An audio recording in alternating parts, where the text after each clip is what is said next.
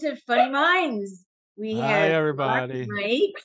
Or Mark. Mark, I'm sorry. Holy God, see, this is what happens When you're too late. 3 hours ahead, and she's had all day to drink margaritas.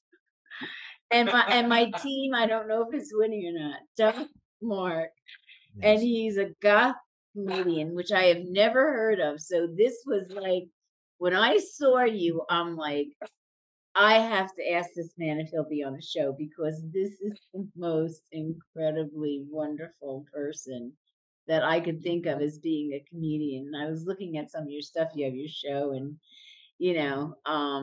and you do look the part. I mean, I hope you don't look like that all the time, Mark, but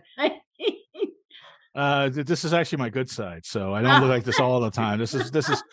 I have to wear this to look pretty for you, and that's what I do. okay. Mark at Well, the same time, he has purple hair, so Yeah, I do. I like it. I dig it. I think it looks good.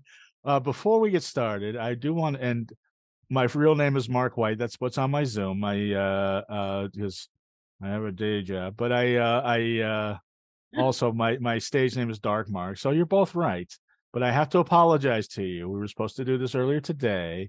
That's and, okay. And unfortunately, I had to do a Gmail purge. I don't know if this happens to you, where the Gmail gets full, so you have to purge everything. So I didn't recognize who you were, and I was trying to find. I knew it was coming up, but I didn't know exactly when. So we got it together, and I appreciate you having me on. I really do. That you know what? Don't worry. Mark, we're excited now. Things happen. I mean, you have a podcast.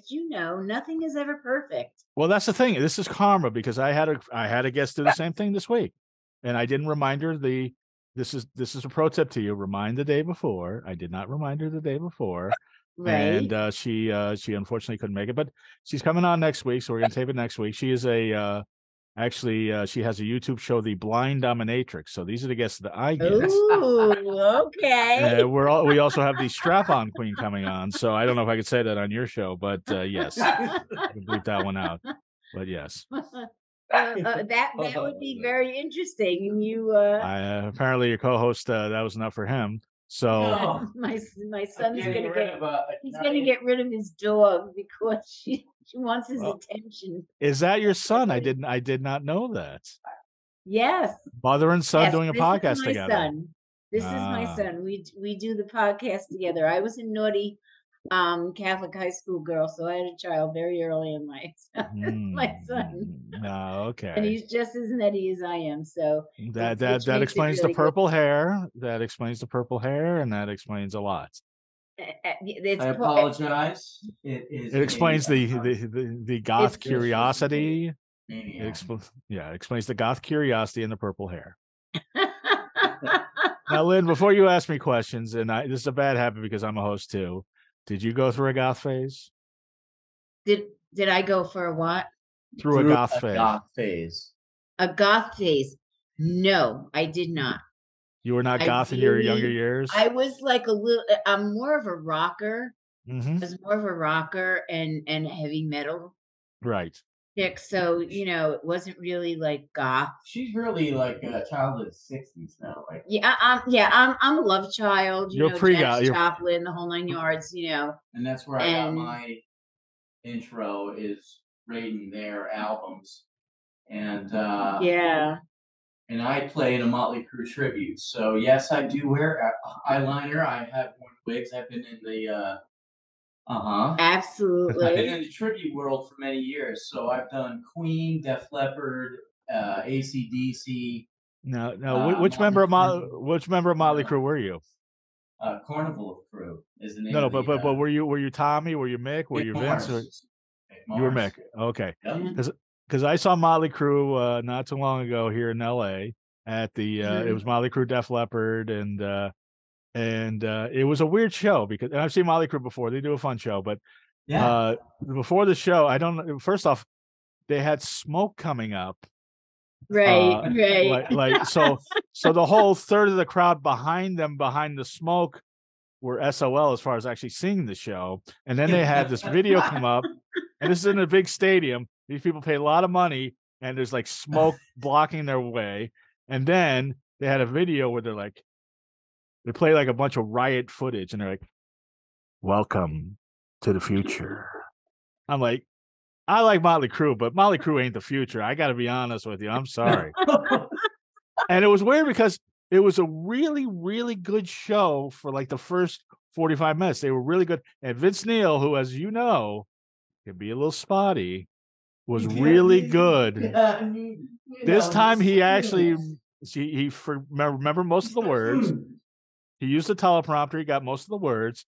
And then they started doing cover songs, and then the rest of the concert was bad. But so it's interesting. So you were Mick Mars. So that's that. You don't look that old. Which was a tall order. You know, when I honestly, as a musician, you know, if you would have asked me if I would have ever done that, obviously I would have laughed until I did it, and I was asked to do it, and all these years later, you know, I actually made a career. Like you know, I did it for full time. Was able to tour and make money. Right. You know, because you can actually hit a level, especially when we did Queen, because we had the dumb luck of the movie coming out, and that propelled the tribute. That sounds terrible, dumb luck. Well, it is. It is. Yeah. Planned that. It's dumb luck. It just happened. Right. But you know, it gave me a whole new appreciation of being able to not only play music but do a character as well and look the part and really, you know, wearing wigs, and I've done it all. I've done it all, man. There's no music, baby. There's no shame. There's no shame in being a tribute band. But your comedy is phenomenal. I've watched you. I love it. Thank you so much. I don't know where you've been hiding all these years, but I'm glad that we discovered you. Well, he's in California and down there. Right? I'm all over the place. But yeah, no, I trust me. I wonder where I've been hiding all these years. I've been hiding in the ether of the social media. It just sort of, I sort of have disappeared in it. And by the way, speaking of goth and industrial, I don't know if you remember the band Orgy, who had a few hits in the early 2000s. A couple of those guys used to be in a Motley Crue cover bands. Really? Okay. Yeah. So there's no shame in that. So who knows? But hell no. It's like any part of show business. It's like you know, it's hard to be able to do it, you know. Right. So make money and enjoy myself. That's the thing, and that's what you comedy's get to play like. Bigger stages than a regular band. Yes, indeed. You know, we played arenas. You know, and that's unheard of. I'm sure. With tributes. Well, it's a tribute. I mean, it's because, you know, half the bands out there are tributes to themselves. I mean, Foreigner doesn't, you know, has one original member. Sometimes he's there, sometimes he's not. Quiet Riot's out there. They have no original members. Yep. I mean, you know, everybody's like a tribute these days. So and now they're dropping like flies. I mean, turn on TV. To that point. Someone else. It's that generation. I mean, yeah. Gotta keep it a little goth, okay? Right. It's gonna be I'm glad you're being morbid about it. Yeah, so it's gonna be so Lynn, you know, Crosby, Stills and Nash has an opening. So, you know, if I don't know if you sing, but possibly you can slip in there. You know what? Every dog in the area would probably be hoping if I started singing. Yeah. Actually, a number of years ago, I was down here and they brought me up on stage. And my voice wasn't so bad then, and I was singing with them, and I really had a lot of fun. I did not. I really had a great time, but I would never do that again. You know, not now, not at this point in my life. I wouldn't. So why not? Maybe in the car or in the shower. No, not even the shower, but in the car. You know, if I hear one of my favorite songs, I'll sing with it, but I won't do it in front of Lynn, what is your carpool karaoke song? Ooh, that's a good see. Look at him. Oh, a carpool karaoke. What's one that you sing to every time it comes on? What's the go-to? It's got to be Bon Jovi. It's my life. It's my life. Not living on a prayer. It's my life because it's my life. Its song is "Live While You're Alive." Yeah, I mean that's me. That song is so me. Yeah. Now I want to live forever. Yeah, see, you can't get worse than that. I just want to live before I die. It's wow, wow. Yeah, come on. It's my Wow. life. That's me. I'm a very upfront, outgoing person, and I say what I have to say, and I do it. And I try very hard not to insult Well, you're people's from New great Jersey artists. too. You're from New Jersey too. So You're from Jersey. no, you're from Jersey, not Yeah, me. I'm from Jersey. No. So I'm that so it's Jersey, just 33rd Street, Jersey. No, so not it's really. so it's either Springsteen or Bon Jovi, and I applaud you for the better choice. It's the I Bon Jovi. I'm not into can't do Springsteen, but No. Bon Jovi's hit and miss, but when they hit big. And if anybody tells you, and there are some people that are music snobs, especially here in LA, that say, "Oh, Bon Jovi stinks, Living on a Prayer stinks." Look, No. listen to me. If you don't sing along to Living on a Prayer, you're just a jerk. Oh, I know. Yeah, you're just being a jerk. Just live with it. There's some songs that just you have to sing along to. Don't Stop Believing, Living on a Prayer. And I'm not crazy about the song, but I got friends in low places. You're gonna be singing along to it. Oh, absolutely. But Bruce did one great song that I really love, and that's Jersey Girl. I mean, Because you're a Jersey girl. because I'm a Jersey girl. So I've seen the boss. I've seen him a couple of times. The boss. The boss. Yeah, the boss. But Jersey Girl, I do love that song, so I can't help it. I'm sorry. Physically, mentally. But Yeah. isn't that didn't Tom Waits write that? Probably.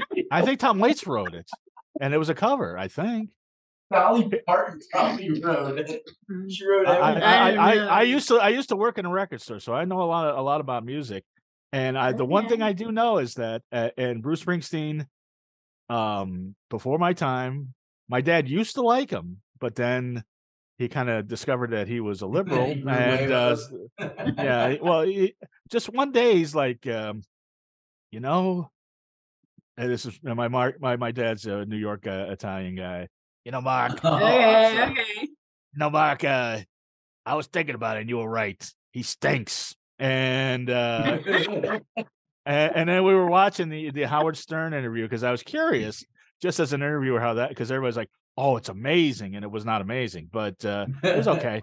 Well, it was just Howard Stern just kissing his butt the whole time, and it's like, oh, that's amazing, that's fantastic, that's magnificent. Like nothing critical whatsoever, nothing challenging whatsoever. And there were a couple of times where he made jokes, and it didn't sound so rehearsed, and they were actually kind of joking around a little bit. I was like, okay, this is cool, but that's like 5 minutes out of 2 hours, and it's like, and You're right.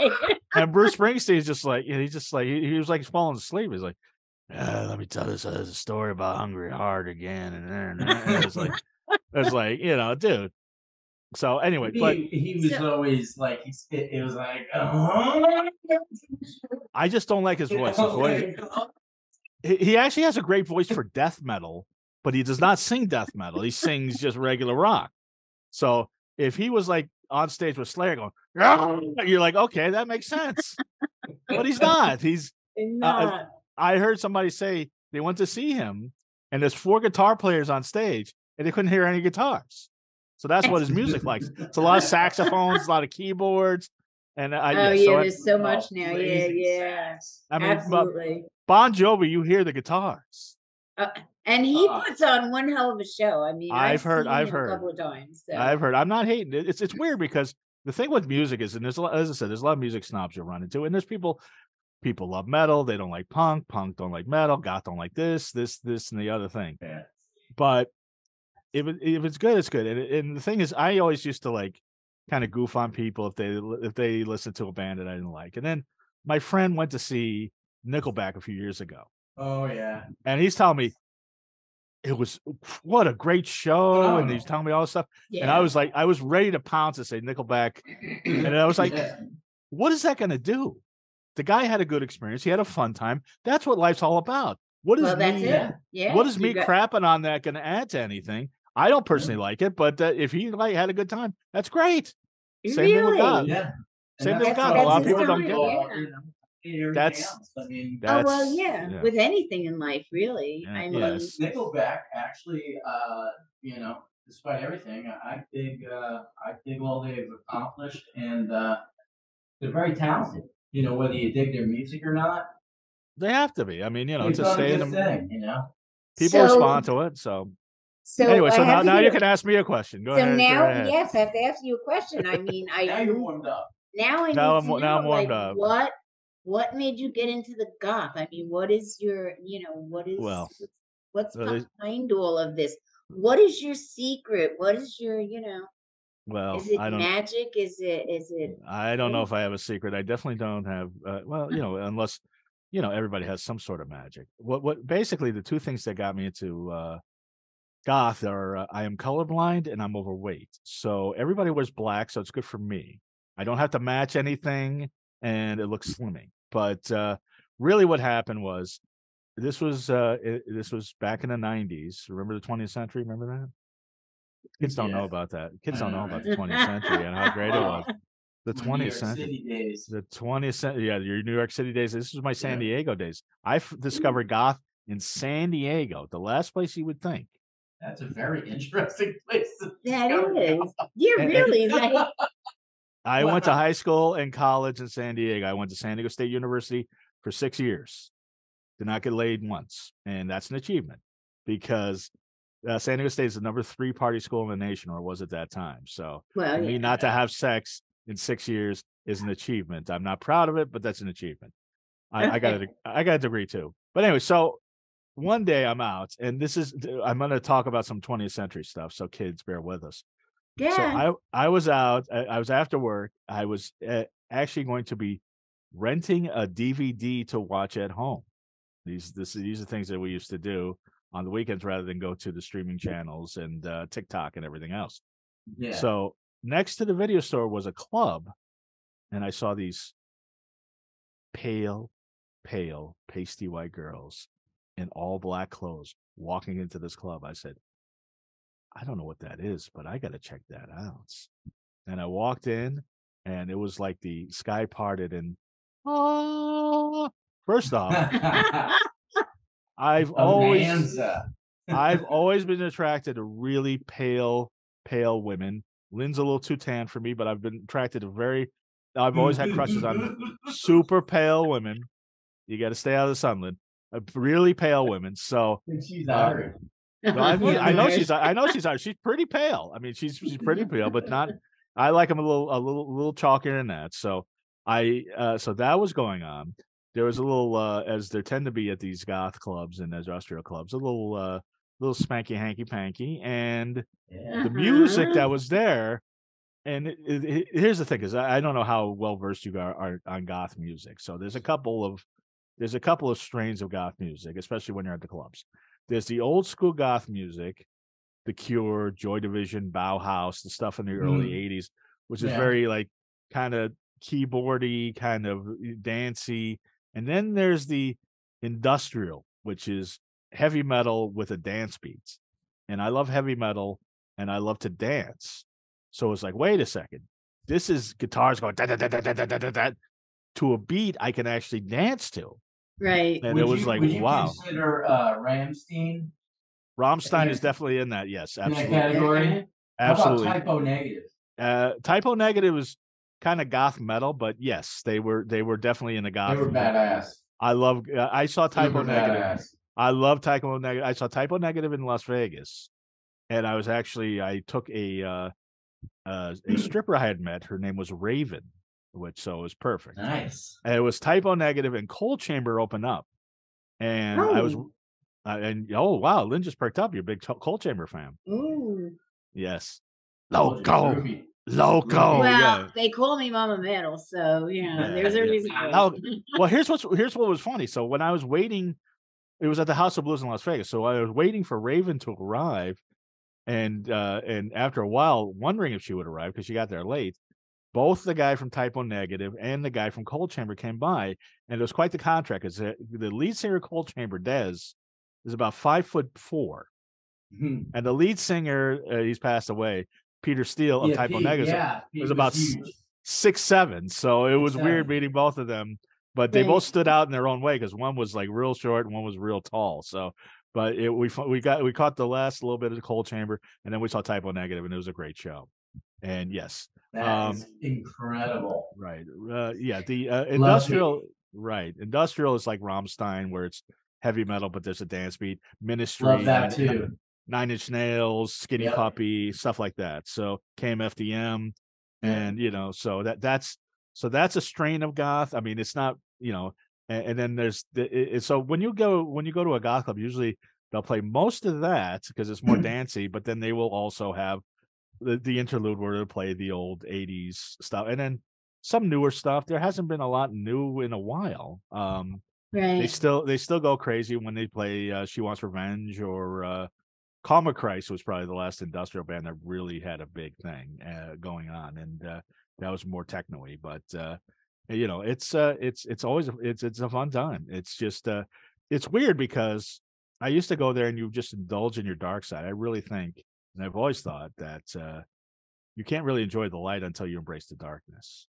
And hey, in life, there's a killer club here in Tampa. If you ever get down this way in Tampa, called the Castle. No, I've heard. I've heard. You've heard about the Castle? It's badass. I've heard that the Tampa goth scene is one of the biggest goth scenes in the United States. Honestly, you would. I mean, I would love it. Incredible. Well, I might be going down there. I might swing by soon enough because my grandmother is turning 100, so she doesn't. Wow! Whoa! She lives in the She lives in the Melbourne area, so I might swing by to see her. So about an hour and a half from here. Yeah, so it's not. His family. Yeah, so it's not that far. So it'll so we'll see.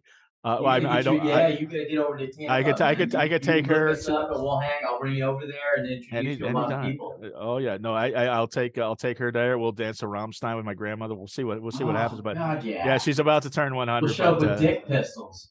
Well, I don't know about that, but she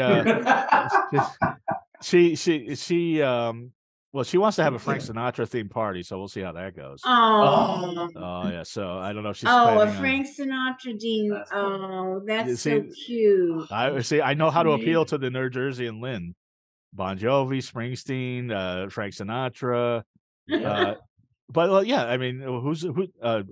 I could talk Southside Johnny, but we'll get back to the goth. So anyway, so I went to this goth club and it was amazing, and I was like, okay, I found something that I really like. And I actually found a couple people that I knew that were there. And so I was like, well, how do I stand out? And so I would wear really bright colors every week, which was a mistake. So I would be there with like really bright colors where everybody else is wearing black. And sure, they saw me, but that's not the right thing. So it took me a while to calibrate. Okay, I got to wear black or some variation of black. You can throw a little red, a little white in there, but that's about it. Right. So I had to learn purple. Purple sometimes, yeah. You had to learn Had to learn the steps because you're dancing by yourself. People don't dance together at the goth club. So, but I hear the Tampa scene. It's weird because you were saying San Diego. LA has got maybe the biggest goth scene in the country.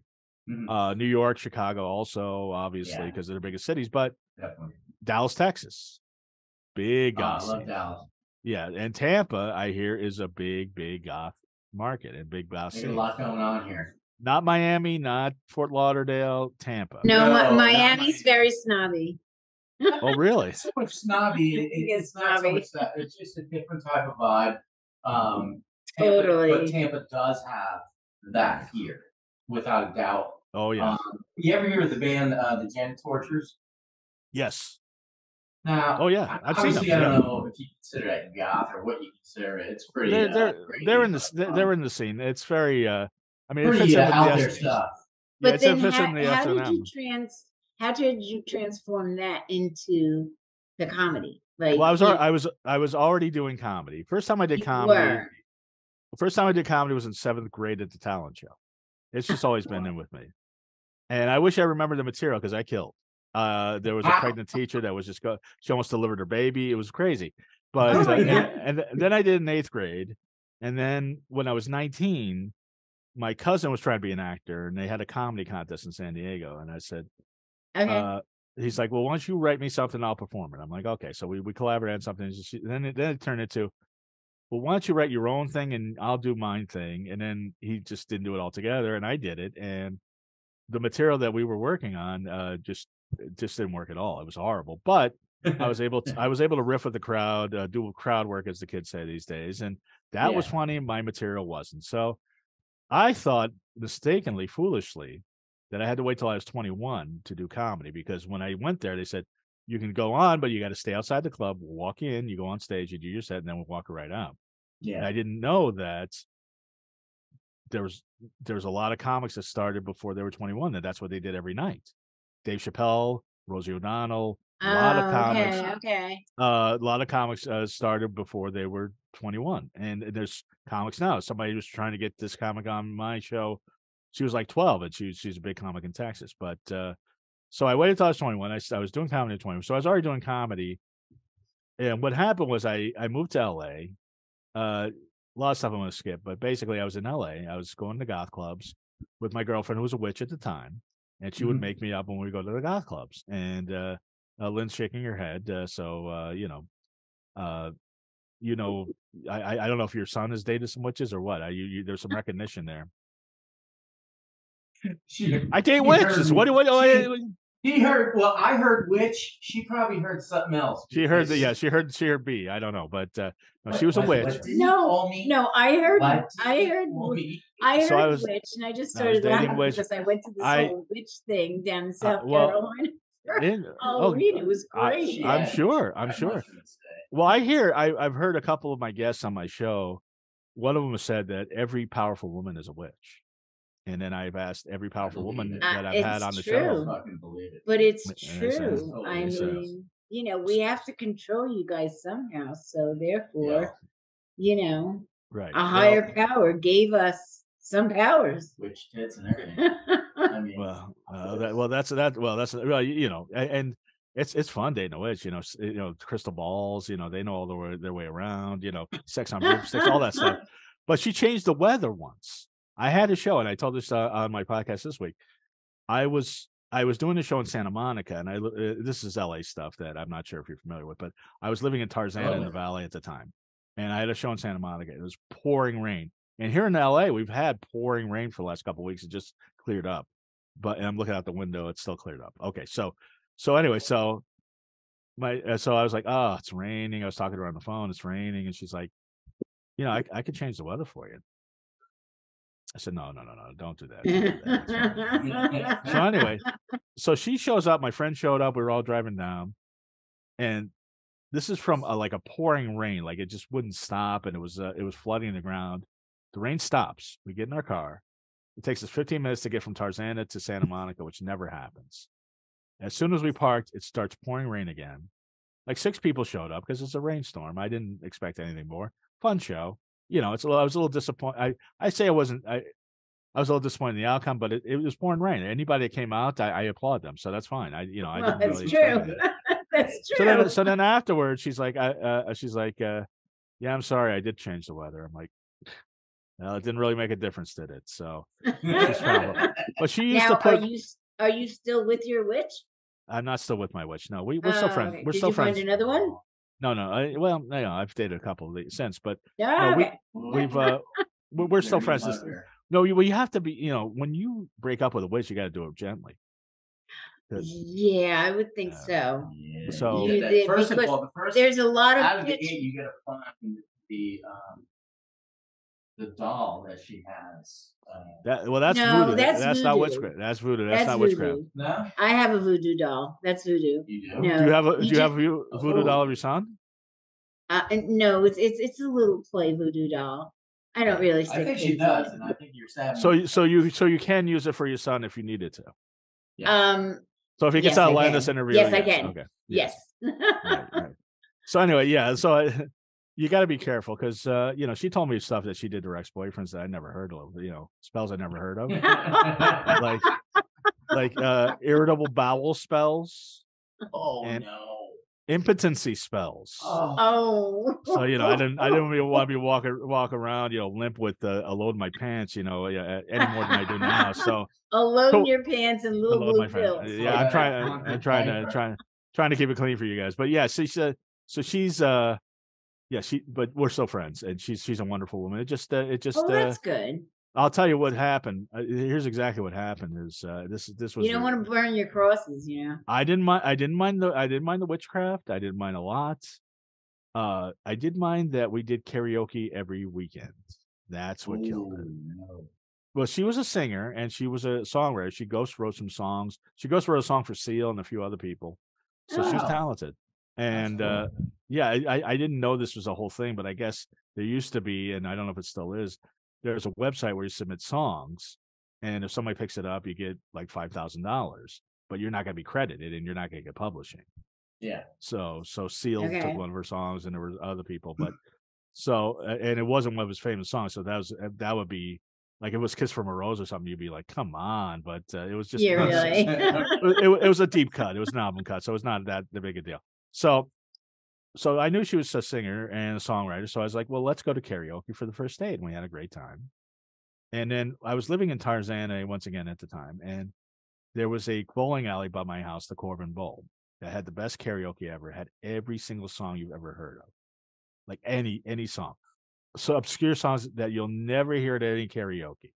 They had like the Crystal Method, they had Pantera, they had nice. they had my friend wanted to sing that 80s song, The Twilight Zone. We're going into the Twilight Zone. Yeah. Golden Earring. So Yeah. exactly. Here's what they played instead. They played the TV theme to the Twilight Zone that has no lyrics. And so he's like, "No, not that Twilight Zone. The Twilight Zone that has lyrics." It's just a TV theme song. Well, it's fine. Yeah, TV theme songs have That's some of them. funny. Some of them have lyrics, like the Friends theme and stuff. But this was just so they had instrumentals at karaoke. So when anyway. did you get into your podcasting show? Right. Well, I was gonna complain about karaoke, but it's good that you transitioned. Oh, I'm sorry. No, we went there. We fell into like the karaoke. flight of ideas, No, that's good. That's good. That's good. So, long story short, she fell into the karaoke regulars. So they were. It's a weird scene, isn't it? Oh yeah. It has like its own ecosystem. It totally is. So they think that these are the people that go up and they're like, "Excuse me, that's the wrong key." Or if somebody sings a song, they're like, "Excuse." I can't believe they're singing your song. The last time people get really serious about it. No, I know they do. The last time I was at karaoke, which was a big mistake, because I took a date there. It was like we had a great time, and my friends were just like a block down at karaoke, and I didn't want the date to end because it was we had such a connection. I really liked her. I'm like, "You want to hang out with my friends to karaoke?" She's like, "Sure." So anyway, I heard this girl go up to I was waiting to request my song, and this girl was like, "You have this song? No. You have this song? No. Do you have this song? No." And then we finally had a song, and she's like, "Okay, great. I'm gonna go to the car and practice." Oh man. These are people that take it seriously. So yeah. So that's what she felt. Oh my god. That's how she fell into it. So anyway, so how did I get into podcasting? That's a great question that you asked 5 minutes ago. So how I got into podcasting, it was interesting because it was 10 years ago. 2013. Doesn't seem like it. Seems like it's just online. Wow. So yeah. So 10 years ago. Whoa. So when you say, how long has this show been on the air? I can go on Spotify and find out. The opposite of 10 years. Yeah, and we launched in July. Okay, great. We launched in July. We do one show a week. Right. I come down every 10 weeks. We, do a whole weekend of filming, and then I bring it back. If it's my production company, they put it together and then upload it. So it's one a week. I'd like to start doing 2 a week, but I've got to build up to that, I hear you. No, I do one a week as much as I can. Follow that schedule. Yeah. What happened was 10 years ago. I've been doing comedy for a while, and it's frustrating. Like you said, how have you not heard me? I don't know. You should have. And it's frustrating. It's especially now. Actually, 10 years ago, there weren't so many people doing comedy. Now everybody's doing comedy. Like Drake does comedy. Everybody does comedy, but it's tough. It's tough to get, especially in LA. It's tough to get ahead. Everybody's here. Everybody's doing it. And I did the goth thing also. I was like, well, that's the whole thing. Is my girlfriend would put makeup on me. I'm like, well, I'm already talking about the goth and the S&M and all that. Right. Why don't I just put the makeup on? Nobody does that. And I'll wear goth clothes, and it'll be crazy and it'll be unique. And so I was doing that. So what happened was I literally had 10 years ago, I literally had a nervous breakdown. I was just frustrated.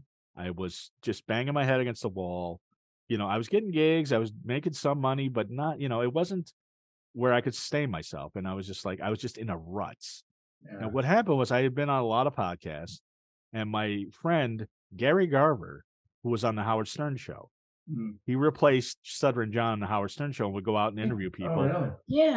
His big thing was he really cornered O.J. Simpson and asked him if he was looking for the murderer while he was on the golf course, and O.J. Simpson threatened to call the marshals on him and take him away.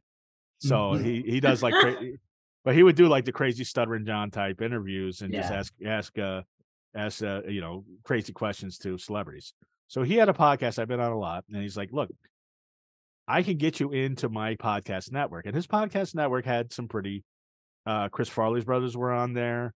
A couple great comedians, Shang and Dante, who I know. Darren Carter was on there, who's been on Tonight Show. I another friend of mine, and a few other like notable people. I was like, oh, great. And they filmed at Universal Studios. Universal Studios used to have the John Lovitz Club, which is a comedy club. Oh, I love John Lovitz. I love John Lovitz. However, what's weird about the club is tell me what you think of when you think John Lovitz. Oh, I think of his SNL stuff. Right. When you're thinking of what the John Lovitz Club could look like, what are you picturing? Like ex-SNL guys, and Right. Yeah, like the whole studio type of scene that they had there. Right. Do you picture a beach-themed comedy club with surfboards and sandals on stage and a big palm tree in the back? No. That's what the John Lovitz Club was. But it was at Universal. Universal Studios has what's called a City Walk, which has it's like a mall of shops there. So it was right there at City Walks, and I really like the club. It's funny because people talk crap about it, but I liked it. The thing was, because they would give away tickets to people that were at the mall, so you had a lot of tourists that would come see the show. So that's why I liked it, because there were always people there. But, Okay. and I killed every time I did the John Lovitz Club. I killed, except there was always one table that would just look at me like a deer in headlights. Everybody else is laughing, and I had the makeup on even more than I do now. You got the lipstick, the white makeup, the whole thing, and they would just look at me like, and then everybody else is just falling out laughing, and it's like, okay, there's the tourist right there. So, and you could concentrate them and just try to break them down and make them laugh, or you could just keep going and have everybody else laugh and just have them be shocked. And there's another comic next, maybe they'll like. So, right. But anyway, so they had the podcast studio in the John Lovitz Club. So my first show, April 1st, 2013. I can't believe it's gonna be 10 years, and I got to figure out who I'm gonna have on for the 10-year anniversary. Last year, I tried to get Andy Dick. And oh man, that'd be great. Well, he gave me his number, so I have a cell phone number. And he was in a really bad way. He was in Vegas. He's like, because I've done a few shows with him. He's like, I remember you. I'll do your stupid show, but you got to pay me $500, but it's gonna be worth it. Because I just broke up with my boyfriend. I'll probably cry in your dumb show. It's gonna be great. And I was like, yeah, let me check with my producer. I'll call you back. And I don't have a producer. I produce it myself, so I didn't call him back. But I had his fiance on in December, Eliza Jordana, who used to be on the Howard Stern show as well. So I got a little insight on him. But the thing about Andy Dick, and it's funny, but it's funny and sad because now he's in jail, I believe. What's sad about it is what's sad about it is I've met him when he's sober, and I've met him when he's sloppy, high, or drunk, or whatever he is. Usually a combination of a lot of this. Yeah. When he's sober, very sharp, very funny, great talent. I was on his podcast, and he had comedians on that just couldn't keep up with him. He was too fast for them. And then he would like throw something to them, and they just couldn't keep up. But the guy was just sharp, funny. I've done shows with him in clubs, hilarious. And I've also had him show me his junk on the street. So Hey, what do you think of this? I'm like, no, I don't want to think about that. So now you know everything. I know everything. Well, it's funny because I didn't get a good look at it, but the girl I was with, because I always thought if you're gonna whip your junk out, you must have a big one. And apparently, she said it's not that big. Oh, you might think you do. So I still don't know because I was just like, oh, I don't want to see that. And then she's like, it's not that big. And then I talked to his girlfriend. But his fiance said it was big. But then she never had sex with him. So I don't know. Well, maybe she's little, so she thinks it's big. Well, she said like 8 inches or something. So she gave a measurement. So anyway, so on from Andy Dick's junk. So my first show I had, and this is my crazy sense of humor. And here's what I didn't want to do because there were so many. At that time, every comedian had to have a podcast. It was mandatory. These days, a lot of comics don't, but I think they're starting to do it again. But at that time, it was like mandatory. So what I didn't want to do is I didn't want to get a bunch of comedians over and talk pop culture or comedy, or there's enough of them that do that. Yeah. And there's also, you see a lot. What's good about your podcast is you have, well, the mother-son dynamic. That's very unique. But usually it's a bunch of dudes. So it's like a frat house, or it's a bunch of women. So it's like The View, and it's just kind of annoying either way. Yeah, right. So I've always had strong female co-hosts because I want that feminine energy in the room. So my first show, I actually had my friend Hell's Bell, who is an adult performer, and awesome. And so here's my sense of humor. My guest was Bree Walker, the anchor woman. I'm not sure if you're familiar with her. No, you guys? Not. Okay. Bree Walker has ectrodactyly, which means her hands and feet are webbed together. So she was the number one anchor woman in New York, LA, and San Diego. When I was a little kid in San Diego, I would watch her, and everybody was like, "Oh, she's beautiful," but there's something weird with her hands because she never shows her hands. And then it was a whole thing. So she's also been an actress. She was in Carnival. She was in Nip Tuck. She was in the movie The Chase. She was in French Prince of Bel-Air. So she was and she was cool. She was cool about it. Yeah. Well, what happened was I booked her and a magician doing sleight of hand. So that's my sense of humor. My friend Michael Weil, who's a magician. So, and then she brought no pun intended. Yeah. So he did sleight of hand. Yeah. I love it. And then she brought her friend who was a transsexual comedian. Nice. Great. But she was chocolate pudding, and that's but she wasn't in drag. So I say transsexual comedian. She was a drag comedian. She was a woman that did comedy as a man, but she was there dressed as a woman, and she was she was from Brooklyn, and honestly, she was a little annoying because she just like kept interjecting and just like but it was and also I brought absinthe to the studio. And are you familiar with absinthe? No. This is something in the goth culture.